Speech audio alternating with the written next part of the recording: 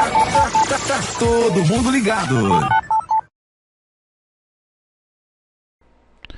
Continuando com os gregos, agora a gente vai falar do período homérico. Mais ou menos de 1200 a 800 a.C., como a gente já comentou, a questão da periodização é um momento, né, ele é chamado de período homérico porque ele é baseado, existem poucas fontes históricas, então é baseado nos poemas Ilíada e Odisseia do Homero. Tá? E esse momento é caracterizado basicamente pela formação dos chamados gênos. Então, um destaquezinho aí, né, que nós temos... o Homero, né, esse cidadão aí, essa estátua desse cidadão.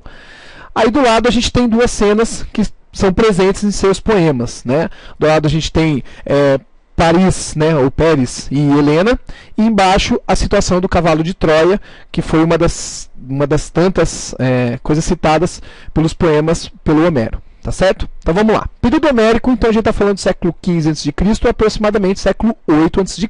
Tá? A gente colocou século XV porque 1200 a gente tem início da invasão dos dórios, mas depois a gente tem toda a organização do pessoal ali na Península Balcânica. Então o tempo que tem início com a invasão dos dórios, a denominação é devido às principais fontes que retratam o período, né? Então a Guerra de Troia, falado na Odisseia, né? E as aventuras de Ulisses também, falando a Ilíada, que fala da Guerra de Troia, e a Odisseia, que fala das aventuras de Ulisses, nosso herói grego. Bom, principais características. A gente vai ter a organização dos gênos. Tá? Os gênos eram uma organização que ocupavam determinadas regiões, e essas regiões funcionavam como se fosse uma fazenda. Eles eram liderados por um pai que vai receber o nome de pater, que ele assumia a autoridade militar, religiosa e política. A economia é sustentada na agricultura e no pastoril, né, e a propriedade da terra ela era coletiva. Não se tinha ainda a noção de uma propriedade privada como nós temos hoje.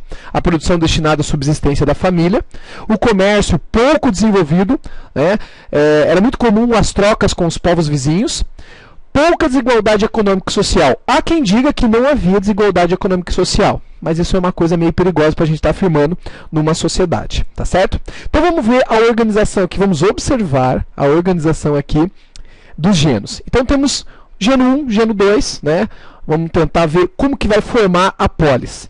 Desses gênos vai surgir a chamada frataria, né? O que seria a frataria ou fratria? Tá? Seria uma organização maior que os gênos, que daí era muito mais, tinha muito mais funções, a sociedade era um pouco mais organizada.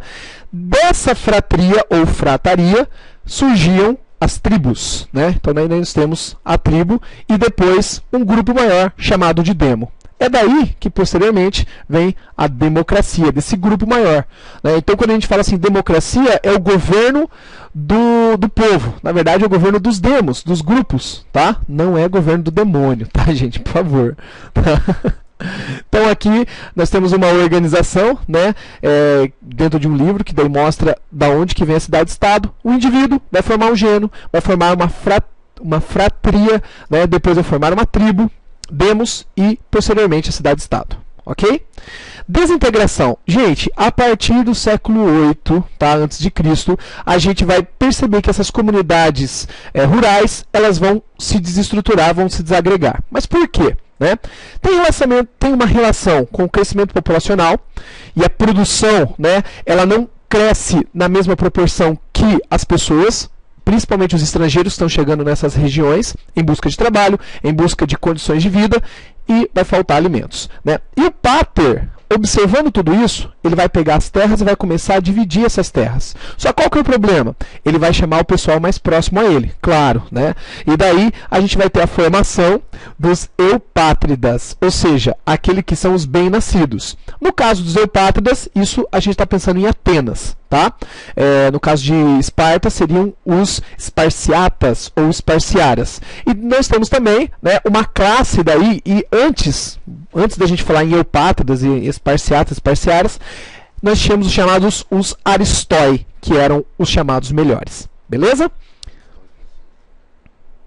Na próxima aula, então, nós vamos falar do período arcaico, que vai de 800 aproximadamente até 500 a.C. Até lá!